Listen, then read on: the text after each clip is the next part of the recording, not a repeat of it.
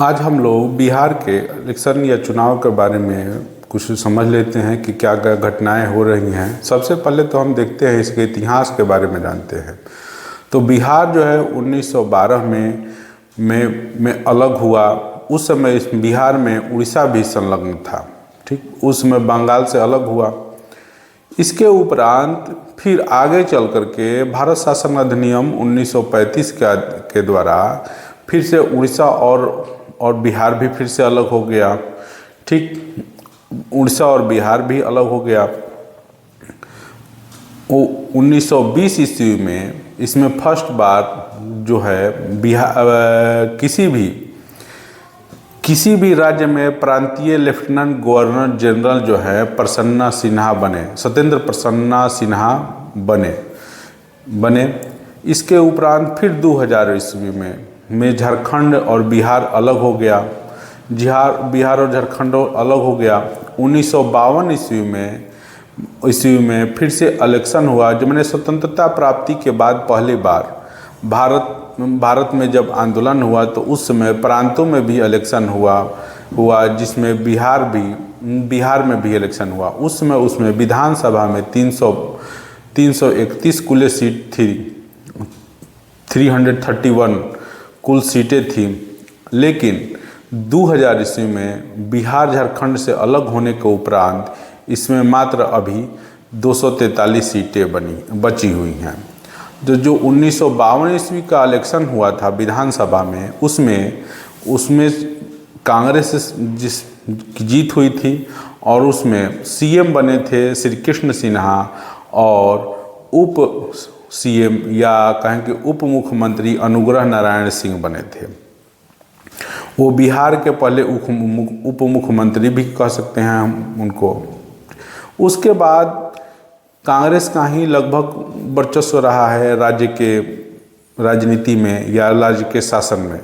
लेकिन 30 अक्टूबर हम आगे बढ़ कर के आते हैं 30 अक्टूबर 2003 को, जिस समय जनता 1903 को बल्कि 30 अक्टूबर 2003 को उस समय जनता दल यूनाइटेड की स्थापना हुई। उस समय जनता दल यूनाइटेड का कोई विशेष प्रभाव परिलक्षित नहीं हुआ था।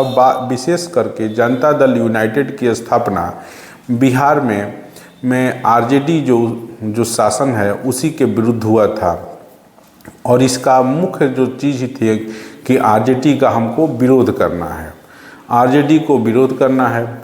फिर 17वीं विधानसभा जो है 2020 में हुआ, जिसमें का जो परिणाम जो है वो इस तरह रहा। और परिणाम इस तरह रहा कि बीजेपी को कुल 84 सीटें मिली, उसमें 21 सीटों का उसे लाभ हुआ। जेडीयू जनता दल यूनाइटेड को 48 सीटें मिली, जिससे 28 सीटों का घाटा हुआ। और हम पार्टी जो है उसे 4 सीटें मिली, उसे 3 सीटों का फायदा हुआ। उसी तरह एक दूसरा जो विरोध में जो गठबंधन तैयार हुआ या बना, वो गठबंधन जो था वो महागठबंधन था, उसको लीड कर रहा था आरजेडी। और आरजेडी जो है उसमें मुख्य दल थी, उसमें आरजेडी को 72 सीटें मिली, जिसमें से 5 सीटों का फायदा हुआ। इंडियन नेशनल कांग्रेस जो है 17 सीटें मिली, जिससे उसे 8 सीटों का घाटा हुआ। और सीपीआई 11 जो है, सीपीआई को 11 सीटें मिली, सीपीआई एमएल इसको कह सकते हैं, उसे 9 सीटों का फायदा हुआ। और सीपीआई को 2 सीटें मिली और दोनों ही सीटों का उसे फायदा ही हुआ। सीपीआई एम, जिसे मार्क्सवादी पार्टी भी कहते हैं सीपीआई के, उसे 2 सीटें मिली और उसे दोनों ही सीटें का फायदा हुआ। इसके अलावा इसमें AIMIM जो पार्टी है असदुद्दीन ओवैसी की, उन्होंने भी भाग लिया था और उनको कुल 6 सीटें मिली थी। लेकिन 5 जो इसमें जो सीटें उनका फायदा हुआ था, वो 5 सीटें जो हैं, जो उनके विधायक थे, जो जीते हुए उम्मीदवार थे, वो दूसरे दल में छिटक कर के बाद में चले गए। कुछ आरजेडी में चले गए, कुछ दूसरे पार्टी में चले गए। इसी तरह इसका समीकरण या सीटों की संख्या रही।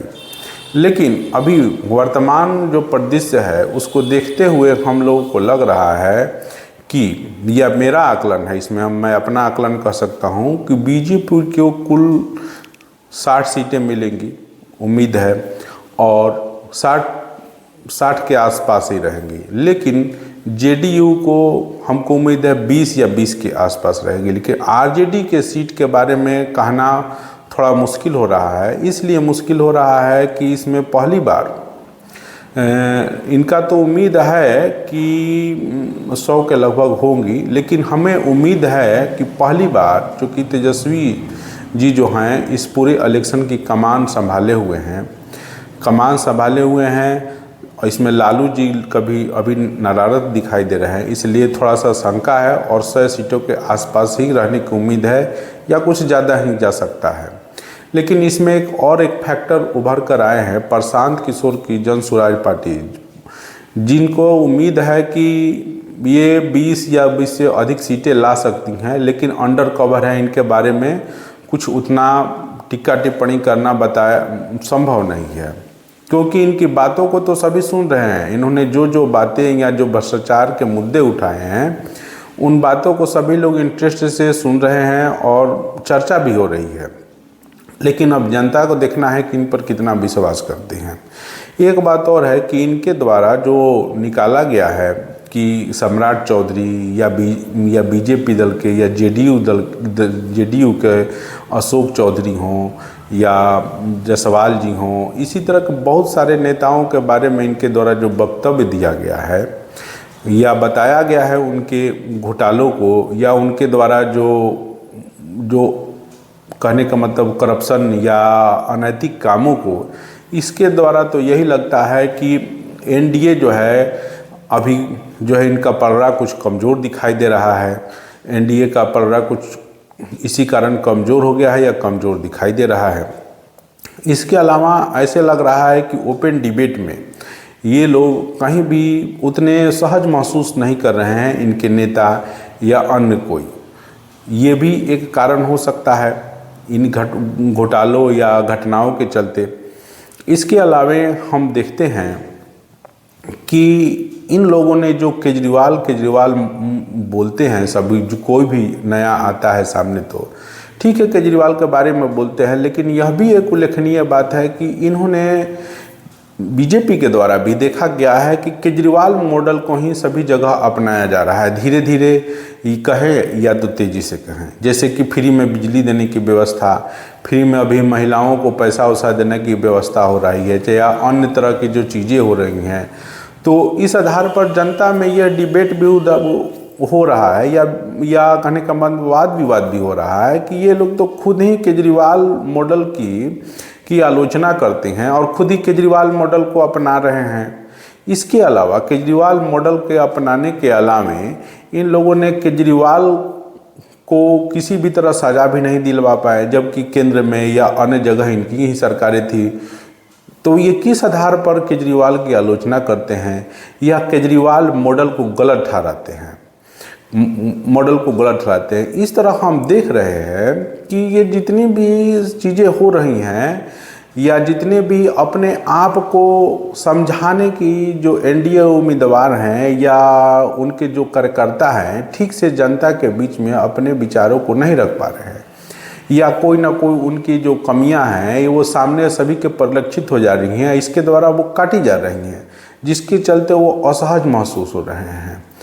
और इसके चलते हम लोग कह सकते हैं कि उम्मीद कमी है इस बार जो चुनाव होगा वो तो मेरे हिसाब से यही लगता है कि एनडीए की हार होने वाली है या वो टक्कर में कहीं नहीं रहेगी इस इलेक्शन के बाद या बिहार विधानसभा इलेक्शन 2025 के बाद।